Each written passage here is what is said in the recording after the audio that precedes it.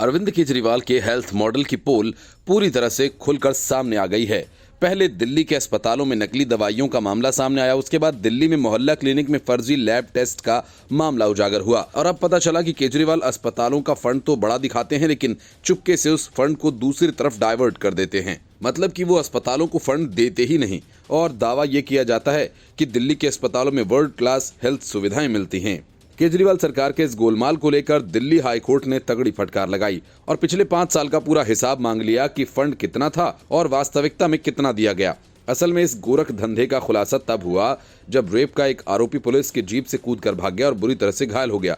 उस घायल आरोपी को दिल्ली सरकार के अस्पतालों में इलाज नहीं मिला और वो मर गया। इस मामले में भी चिकित्सकीय व्यवस्था पर सवाल उठ रहे थे। हालांकि दिल्ली के स्वास्थ्य मंत्री सौरभ भारद्वाज ने इस मामले में दिल्ली के 3 अस्पतालों को नोटिस भेजने की बात कही थी।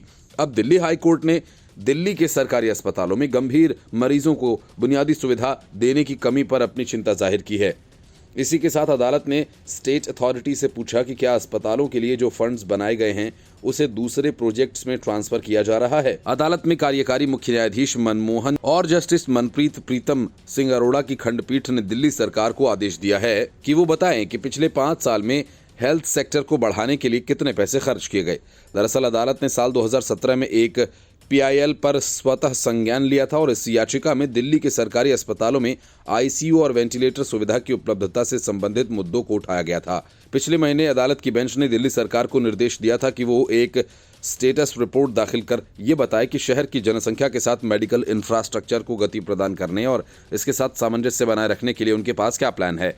इससे संबंधित याचिका एक एमिकस क्यूरी अशोक अग्रवाल की तरफ से लगाई गई थी। इस याचिका में इस बात का भी जिक्र किया गया था कि किस तरह पुलिस वैन से कूदे एक शख्स के गंभीर रूप से घायल होने के बाद उसे 4 मेडिकल अस्पतालों में 2 दिल्ली सरकार के अंतर्गत आने वाले अस्पताल और 2 केंद्र सरकार के अंतर्गत आने वाले अस्पताल में इलाज नहीं मिलने से उसकी मौत हो गई। सुनवाई के दौरान अदालत ने दिल्ली सरकार के एक वकील से पूछा कि ये कैसे संभव है कि 4 सरकारी अस्पतालों में बेड्स उपलब्ध न हो। अदालत ने दिल्ली सरकार के वकील से कहा कि पहले ऐसा नहीं था। एक्सीडेंट से जुड़े केसेस को नज़दीकी अस्पतालों में निश्चित तौर से एडमिशन मिल जाता था। आपने एक पोर्टल बनाया है, लेकिन 4 अस्पतालों में सुविधाएं मौजूद नहीं हैं। आप ये सुनिश्चित करें कि कम से कम सभी जिलों में एक्सीडेंट पीड़ितों को इलाज मिल सके। हादसा कहीं भी हो सकता है। अदालत ने कहा कि हेल्थ केयर के विस्तार के लिए जब बजट जारी होता है तो इसे दूसरे फंड्स के लिए डाइवर्ट कर देते हैं।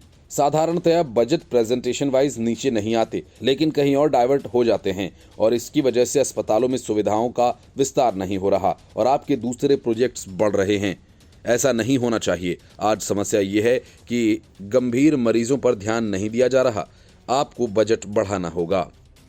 Bureau report, news of India.